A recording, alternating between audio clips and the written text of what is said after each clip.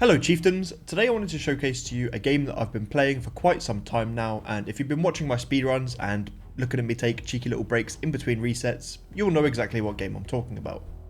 I've been playing it for nearly 2 years now and managed to reach the maximum level, level 100, and I just love building new teams and beating the new content.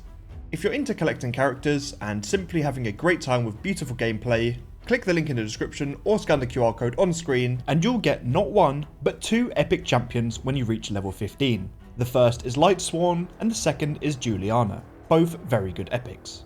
And that game is of course Raid Shadow Legends. Raid Shadow Legends is a free-to-play champion collector with over 800 unique champions, a variety of interesting boss fights and an endless amount of ways to build your champions. The premise of the game is to raid dungeons by building a team to take on waves of enemies and then defeat the boss at the end of the dungeon. This will result in getting better gear so you can improve your champions and then raid the dungeons on harder difficulties. This game does something for me that I can't find in any other game. As I'm getting older, the hands aren't what they used to be, they're slowing down, but the brain still wants to do stuff. I like the way that this game teases the brain, and I really enjoy building new teams and battling new content and even finding like more optimal ways to do things. I mean, I'm a speedrunner, I like to do things optimal, and this game really just hits the nail on the head for me. So I recently built a speed farming team around this champion Seer, and basically she will do more damage the more buffs are on your team using this skill here, Karma Burn. She'll remove all the buffs from all allies and all enemies, and the damage will increase depending on how many buffs have been removed from both the allies and the enemies. And basically, she will just one-shot the waves. So I've got a speed farming team here. I'll quickly showcase it. I've just tried to do it on Dragon 10 hard 4 times. It worked the first time, and then I started recording, and it stopped working. So we're going to do Dragon 8 instead. So basically, we've got Seer, who's going to clear the waves. Gnu's going to kill the boss. Mithrala and Lydia both provide buffs. And Renegade is going to reset the cooldowns for the waves. Gnu was a fusion, Lydia is a free champion, Mithrala is a free champion, and Renegade, if you play the game long enough, you will get a Renegade for sure. But yeah, we'll quickly do the run, and I'll show you how it works. So, she'll use a default skill. Lydia will weaken the enemies and put on a load of buffs. Mithrala will increase our damage a little bit and put on a load of buffs. Seer comes on, bang, everyone dies. Off to the chip shop. And we'll speed it up, and we'll basically do the same thing for wave 2, but it'll just take slightly longer. Here we go. Decrease attack. Not that it matters, because they're not going to get a turn. They're all dead. Here we go. Bang. All dead. Now we're on to the boss. Hopefully, this time it will work. But this is what I like about raids. This is on Dragon 8. Dragon 10 is the hardest. Obviously, there's some optimizations that I need to do to be able to get the Dragon 10 consistent. And that's just what I really like about the game, is just the small optimizations. Building the faster teams, the more consistent teams, the more efficient teams in terms of resources, like building a champion that will just solo the entire dungeon, and then you can bring on like your food champions. So we've got Brimstone proc, extra turn, Blessed Bash, here we go again. Yeah, it'll work this time for sure. Even if Gnut does, which he won't, and now he's dead. Bang. 115, that was with the slow beginning as well. Pretty fast team, and yeah, I pretty much use this team for all of the dungeons. We've got a similar one for Spider, but we changed out one of the champions, and then I believe Fire Knight is exactly the same team. Yep. And you see, I still need to improve to be able to hard Fire Knight, and you know, I'm just looking forward to doing that.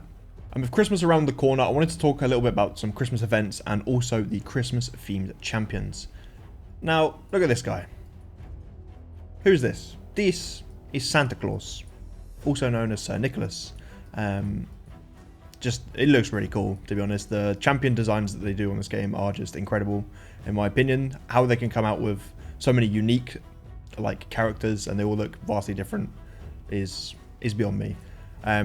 But this guy is really, really cool. I don't have one, unfortunately. But basically, his main ability, he'll place Unkillable on his team for 2 turns and a continuous heal for 2 turns. So basically, your team isn't dying. He's a HP-based damage dealer, so he'll do more damage based on how much HP he has, and it's also easy for him to keep alive. The other one that we're going to talk about is Tormin the Cold. This fella has not paid his heating bill. He has not paid his heating bill. I think this guy was the very first fusion about 4 years ago when I wasn't playing the game. He's just so good, mainly because of this passive. Basically, anytime a buff is placed on an enemy, they got a 20% chance to freeze them, or 30% chance to freeze them if you book them out. Yeah, he's extremely good. Crowd control beast, and actually, they put on an event where you can get this guy. Even if you got him before, if you've never got him before, you can pick up this champion. Basically, we do the Titan event, the Yuletide Titan event, Christmas themed. Once you complete it, you get Torment in the Cold. I'm looking forward to picking one up myself. I'm pretty far ahead, and I should be able to pick him up. And that's another thing I like about Raid, is they give you an opportunity to get good champions with just a little bit of resource usage. So as long as you manage your resources, which is another thing I like to do, you'll be able to get these champions. There is also some new content coming soon, which at the time of recording this video, I cannot wait for it to be released. It's called The Cursed City of Synchronos.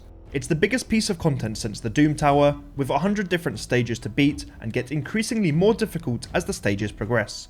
You can pick your own path to the final boss, Amius the Lunar Archon, which acts like a mythical champion, changing between two forms.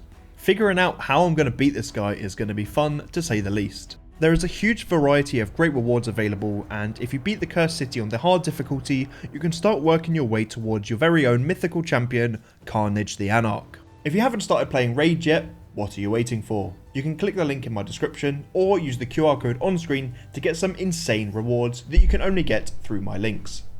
You'll get 2 epic champions using my link. Not 1, but 2. First is Lightsworn, a very strong Void epic champion from the Sacred Order. His kit allows you to keep a team alive with increased defense and a revive on death skill. And the second epic is Juliana. After reaching level 15, an epic champion and a boss killer also from the Sacred Order, she is an attack type warrior wielding the magic affinity, thus very powerful against enemies from the spirit affinity. My clan is the Dreadnoughts 2, which is the second team in the Dreadnoughts cluster, ranked 878th in the world, and if you think you could take me on, why don't you join Raid Shadow Legends?